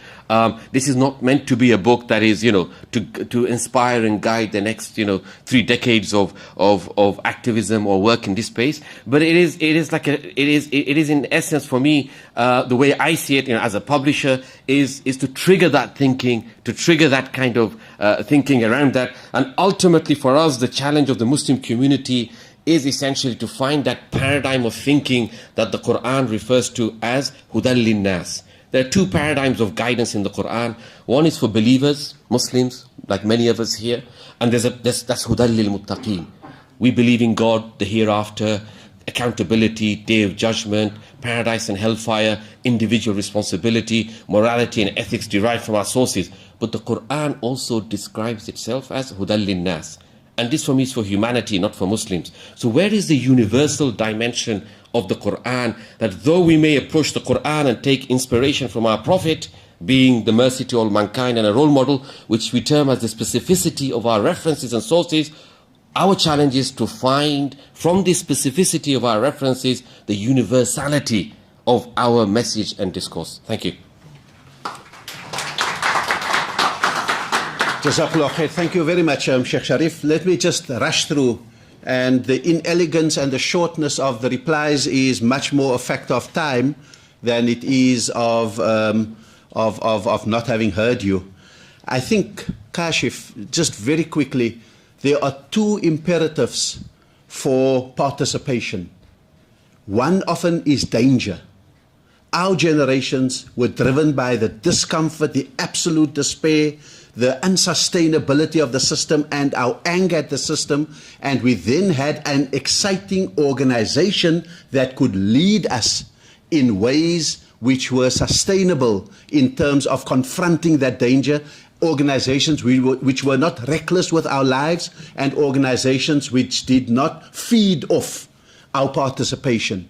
And so I think that we need to get 2 things right. We need to inspire in the emerging generations the desire to participate, but we also need to renew the instruments of participation. If you don't do those 2 things right, then I think we are going to be in limbo. And that brings me to the question that Yusuf asks, for example, about the rise of Salafism and so forth. Professor J.K. Galbraith, a Canadian-born American economist, once said, the more uncertain people are, the more dogmatic they become.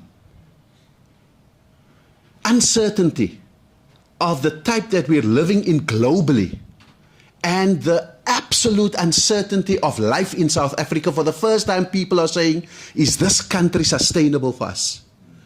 That uncertainty is creating to all kinds of dogmas, all kinds of extremisms, all kinds of populist behavior. And so Salafis are one breed of populists, but peculiar to Muslims.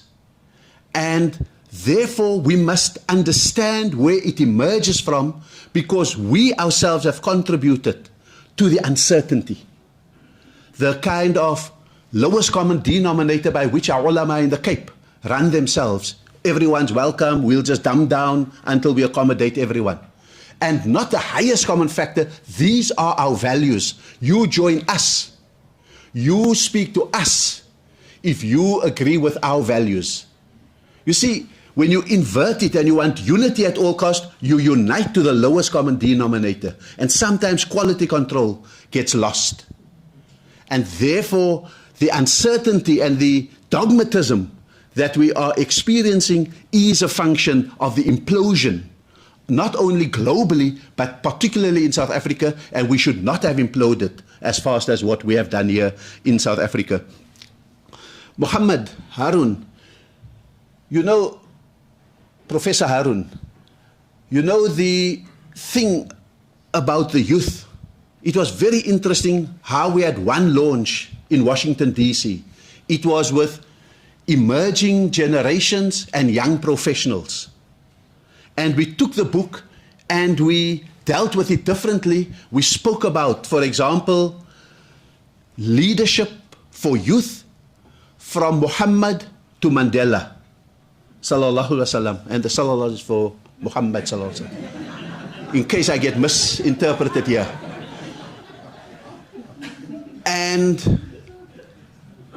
And we took 12 leadership lessons of how the Prophet ﷺ had envisioned leadership and how we found under the leadership of Nelson Mandela the closest ethical orientation for leadership that we found here.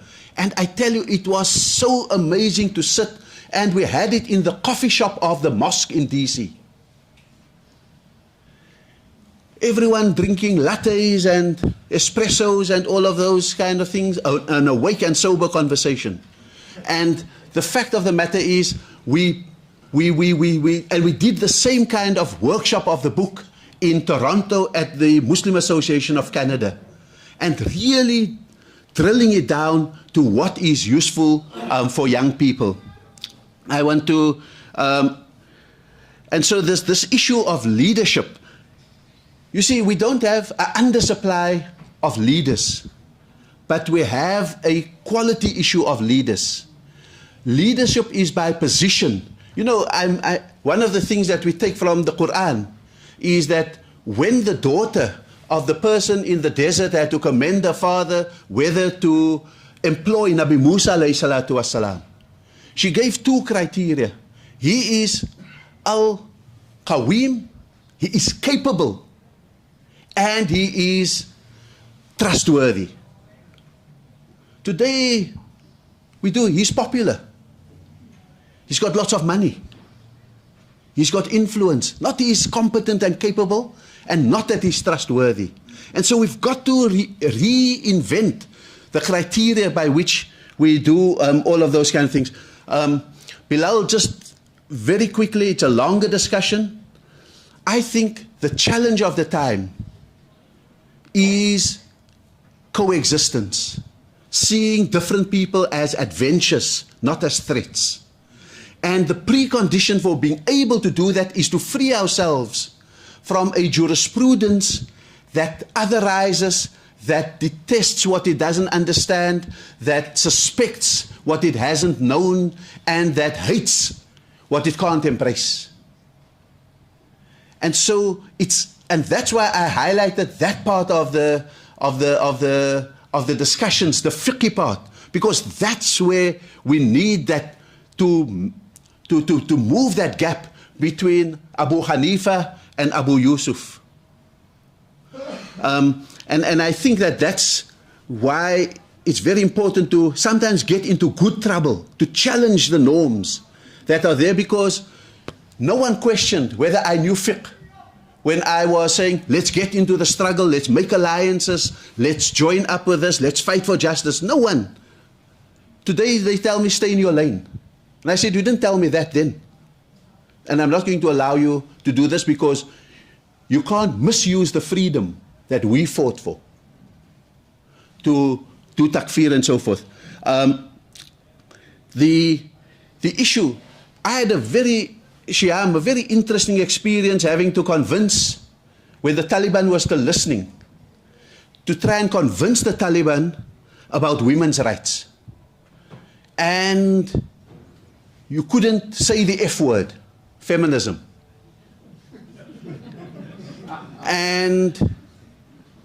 But then we said, no, but why would you not want women to work? Was the Prophet's wife Khadija not an entrepreneur? Did she not employ him? Okay, now you push them back. Did Sayyidina Aisha, the Prophet's wife, not teach the Sahaba? Was she not the prime producer of ahadith? Yep. So why should women not go to school? So you see, we can reach for our favorite F word and think we've clinched the argument, but we've closed minds. Whereas I think the finesse is absolutely crucial. So we ended up doing an entire chapter on the wives of the Prophet ﷺ in order to teach the very values that we want, and we did not once introduce the F word, because that would really have closed down. They would have walked out, but they stayed and even asked that the paper be translated into Pashtun. So I think it is, sometimes we mustn't only look at the receptiveness to our message, sometimes we must look at the quality and the nuance in our message. I think that that whether this book is relevant or not, it describes to some extent an entire history, and if that works in South Africa, in which we feel proud, because our history is being articulated as global lessons, that's great. But I do think that there's enough in there that helps navigate, because strategic navigation is the missing art. It's not content. Content can be upgraded all the time. It is the art of strategic management that South Africa needs to teach, because that's the missing middle. I want to end by thanking all of you, because I'm being told to stop now. Thank all of you for your attendance. We know that it is Miladun Nabi. We know that it was this month that we had lost Sheikh Abdullah Harun. I always, as a shock treatment, I say Mandela was in prison for 27 years. For 26 years, there was Ahmed Kathrada in the cell next to him. We all know Steve Biko, who was tortured to death. We also have Sheikh Imam Abdullah Harun, who too was tortured to death, and the world is agog at the depth of our sacrifice. And that is what it is. And so, what we're going to do to mark Miladun Nabi, we have asked the 7 steps to do for us a Mawlud medley.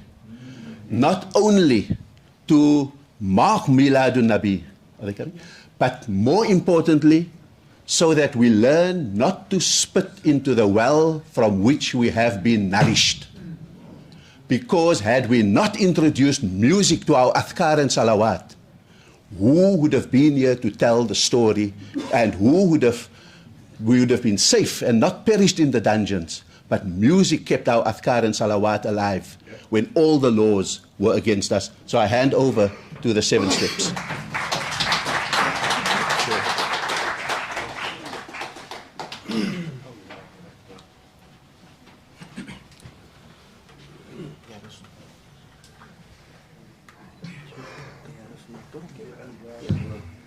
حسبنا الله ونعم الوكيل حسبنا الله ونعم الوكيل حسبنا الله ونعم الوكيل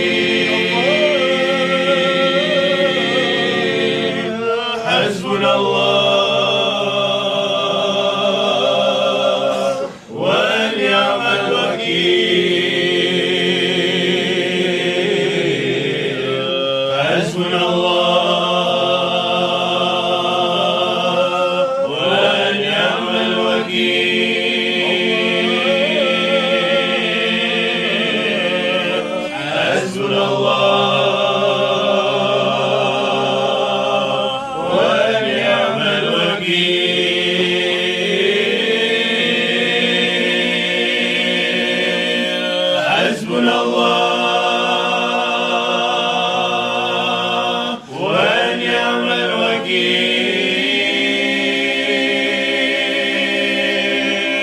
حسبنا الله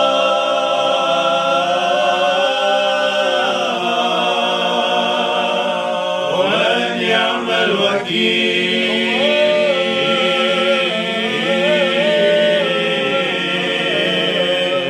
حسبنا الله ونعم الوكيل حسبنا الله ونعم الوكيل يا لطيف يا الله يا لطيف يا الله الله يا لطيف يا الله يا لطيف يا الله عليك يا سيدنا يا رسول الله صلى الله عليك يا سيدنا يا رسول الله صلى الله عليك يا سيدنا يا رسول الله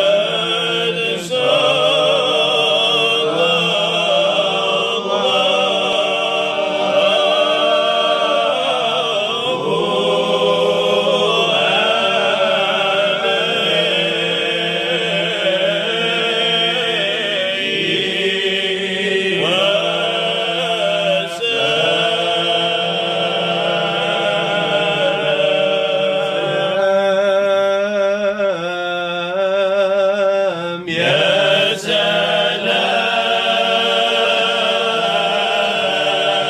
الله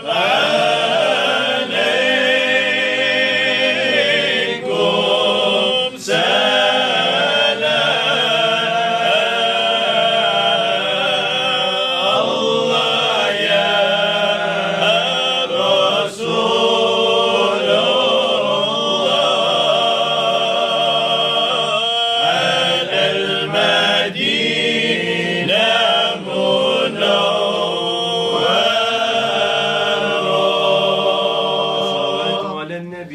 محمد صل وسلم وبارك عليه. Thank you very, very much. You must still go to mosque tonight. You've been in the Maulud, but still go to mosque. Poor Smaki. We have prepared some finger foods. We can't have any wastage. So please, are they following you? Yes. Please follow the 7 steps to the next step, which will be the book buying, book signing, as well as... Birthday to you. Happy birthday to you. Happy birthday to Ibrahim. Happy birthday to you.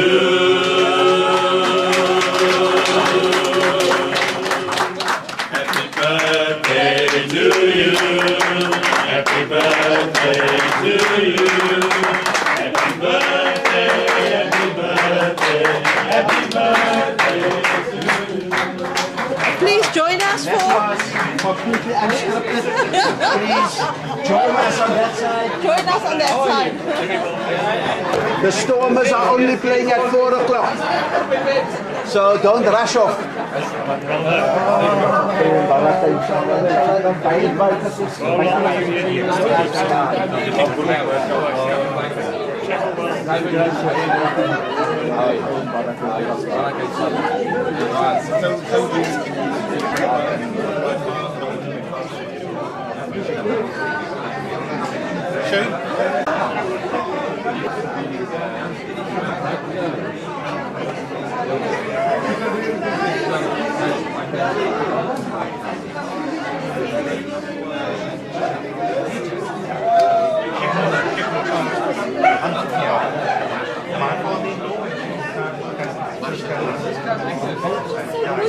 Both sides. Double attack.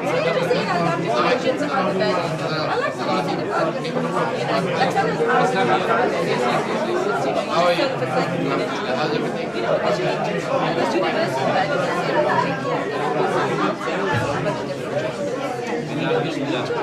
Oh, okay.